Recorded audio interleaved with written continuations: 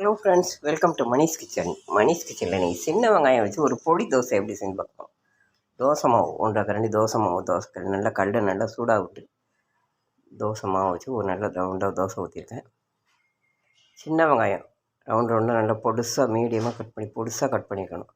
இந்த வெங்காயத்தை நல்லா எல்லா பக்கமும் மாவோட எல்லா பக்கமும் ஒன்றா வர மாதிரி நல்லா ஸ்ப்ரெட் பண்ணி விடணும். தோசை மாவில் எல்லா பக்கமும் சின்ன வெங்காயம் பரவலாக போடணும். போட்டாச்சு.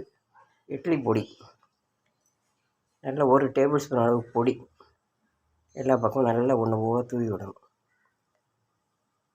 எண்ணெய் கொஞ்சம் தோசை எண்ணெய் கொஞ்சம் கூட ஊற்றினா நல்லாயிருக்கும். அடுப்பை நல்லா மீடியம் ஃப்ளேமில் வச்சு நல்லா வெங்காயத்தை போட்டு பொடியும் போட்டோன்னா தோசை திருப்பியால் ஒரு தட்டை தட்டி விடணும். 2 பக்கமும் நல்லா பொன்னிறமாக வேக விட்டு எடுக்கணும். சின்ன வெங்காயம்